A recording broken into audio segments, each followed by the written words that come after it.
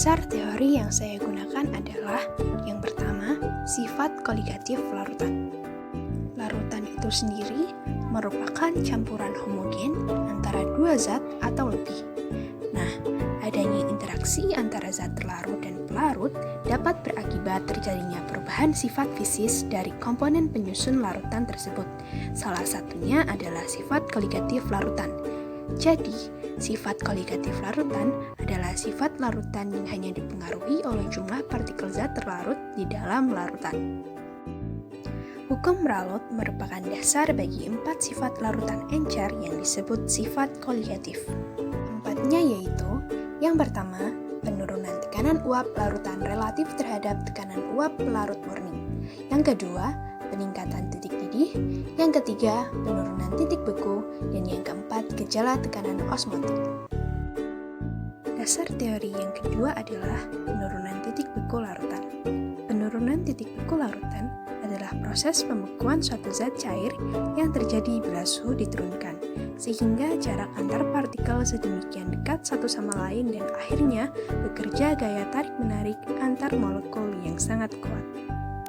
Adanya partikel zat pelarut mengakibatkan proses pergerakan molekul pelarut menjadi terhalang.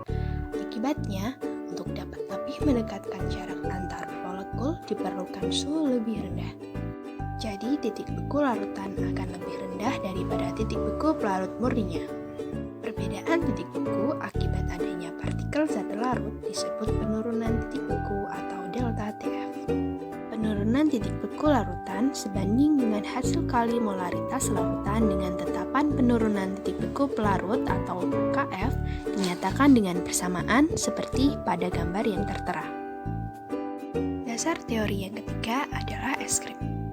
Es krim merupakan sejenis makanan semi padat yang dibuat dengan pembekuan tepung es krim atau campuran susu, lemak nabati atau hewani, dan lain-lain.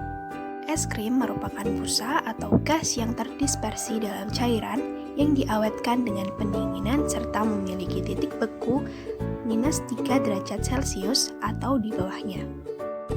Alat dan bahan yang diperlukan adalah baskom, toples kaleng, es batu, susu, garam, dan biskuit.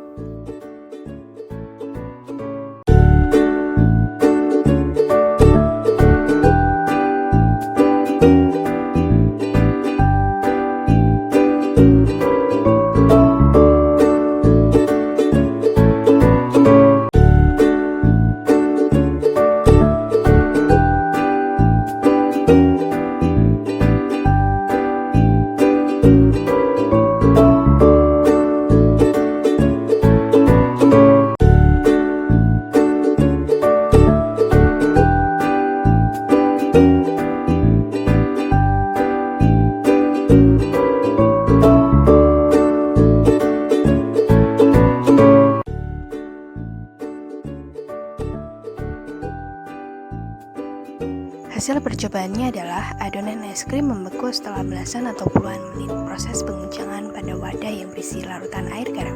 Es krim yang terbentuk bertekstur lembut. Adonan es krim dalam toples kaleng yang terendam es batu yang telah diberi garam dapat membeku seiring proses penguncangan. Hal ini terjadi karena proses perpindahan kalor dari adonan es krim ke campuran es batu dan garam. Temperatur normal es adalah 0 derajat Celcius, sedangkan temperatur diperlukan untuk membekukan es krim yakni lebih kecil sama dengan -3 derajat Celcius. Untuk mencapai suhu tersebut, perlu ditambahkan garam. Garam berfungsi menurunkan titik beku larutan. Garam larut dengan es yang mencair, membentuk air garam dan menurunkan temperaturnya. Selama proses ini memerlukan panas. Larutan tersebut mendapat kalor dari adonan es krim sehingga es krim memadat.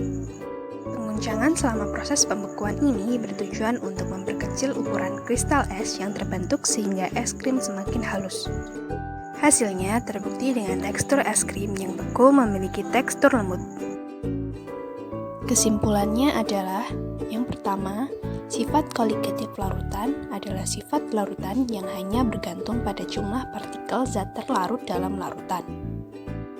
Yang kedua, Sifat koligatif larutan meliputi penurunan tekanan uap jenuh, kenaikan titik didih, penurunan titik beku, dan tekanan osmosis. Yang ketiga, penurunan titik beku adalah perbedaan titik beku akibat partikel zat yang terlarut. Dan yang keempat, pembuatan es krim dengan es batu dapat dilakukan dengan penambahan garam sebagai penurun titik beku larutan sehingga terjadi proses perpindahan kalor dari adonan es krim ke es batu dan garam.